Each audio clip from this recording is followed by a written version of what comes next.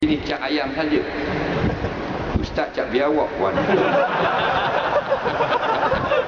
Gurau jangan marah, dia kata.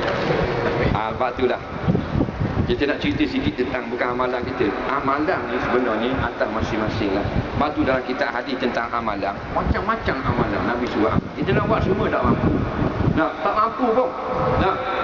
Sahabat tak mampu nak buat semua. Lepas tu macam-macam benda. Ada yang kita mudah bagi kita, maka itu benda. Ma tayassara minhu. Apa yang mudah bagi kamu, kerjakan. Lepas tu dia akan nanti ada orang yang masuk surga dengan sebab selawat. Ada orang masuk surga dengan sebab qiyamul lail. Ada orang masuk surga dengan sebab tahajud. Ada orang masuk surga dengan sebab puasa. Ada orang dengan sebab tasbih. Ada orang sebab dengan ngajar. Ada orang sebab jadi imam. Ada orang sebab jadi qadi. Ada orang sebab jadi menteri. Ada orang jadi raja. Ada orang jadi rakyat. Ada orang jadi bomba. Dia masuk surga. Semua amalan-amalan kita buat berlaku dah. Mana mudah bagi kita. Jadi orang tanya cuma pada umur tanya Nabi SAW, benda amalan terbaik kalau amalan fardu, Nabi kata solat fardu. Dan kalau amalan sunat, solat sunat. Bermakna kalau amalan solat. Nampak? Rabi'atul Adawiyah dia semayang sunat malam 400 rakaat. Satu baru kata 300 rakaat. Nampak? Tu boleh beranak. Kita dah boleh beranak anak datang. Tak sampai 300. Tak apalah. 2 rakaat semayang sebut dalam hadis khairun minad dunya wa ma fiha. Jangan kita duduk kejar ke banyak. 2 rakaat semayang lebih mahal daripada dunia dan isinya. Siapa yang boleh semayang malam 2 rakaat setiap malam istiqamah, alhamdulillah. Kerana 2 rakaat ini bukan kerajaan Malaysia yang bayar, tapi kerajaan Allah yang bayar. Walaupun 2 rakaat semayang. Atau kita bangun malam tak bangun pun semayang, kita hanya kata astagfirullahalazim, astagfirullahalazim, astagfirullahalazim. Bok tidur tadi. Nampak? Lebih baik daripada dia tidur terus sampai ke pagi. Betul tak?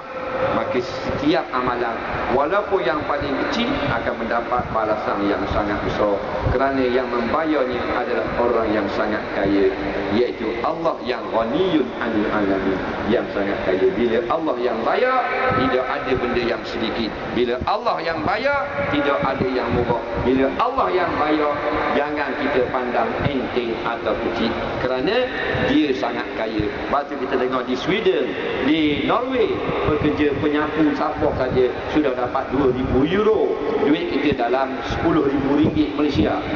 Mana menyapu sampah, minta anak dara kita rebut kita beri. Tapi sini tak boleh, kita nak bayar gitu. Kerana kerajaan kita tidak sekaya kerajaan Norway. Dia dah kaya, rakyat tak ramai. Maka begitulah Allah. Walaupun dengan 2 rakaat atau sekali sebut alhamdulillah, tamla'ul mizan, kerana yang bayar adalah Allah. Buatlah apa saja, istighfar, baca Quran, berdiri, tak larat diri semayang duduk, yakinlah balasan tidak sedikit, melainkan mesti lebih banyak. Akhir saya nak sebut, orang yang paling sedikit dapat pahala dalam syurga, Allah beri dia. Orang lain lebih banyak, dia paling sedikit. Nabi kata dia dapat tanah daripada Yaman sampai kepada Syam dan Syria, kerana dia paling miskin dalam syurga. Tanah dia seluas Syam sampai Syria 3,000 km, dan dia akan diberi sebuah rumah daripada rumah yang pintu buat pada emas. Dan kalau pintu buat pada emas, takkan dinding pelewu. Pintu emas ada, faham-faham. Dan Allah beri dia 70 orang isteri, kerana dia yang paling miskin. Itu baru mak lempit yang masuk surga, 70 orang bini. Dan kalau tu imam, 1 kontainer bini. Faham tak? Jadi yakinlah kita, buatlah amalan apa yang mudah bagi kita, yang bayar adalah Allah. Maka bila Allah yang bayar, tidak ada sedikit bagi kita. InsyaAllah yang betul semuanya daripada Allah, yang salah dan silap daripada kita sendiri. Terima kasih kepada semua pihak yang telah bersusah payah untuk mengumpulkan kita agar kita menjadi jam'an marhumah pada pagi ini. Bismillahirrahmanirrahim. Allahumma rabbana zidna ilma, rabbana atina fid dunya hasanah fil akhirati hasanah wa qina azabannar. Sallallahu sayyidina Muhammadin wa ala alihi wa sahbihi wasallam. Walhamdulillahi rabbil alamin. Assalamualaikum warahmatullahi wabarakatuh.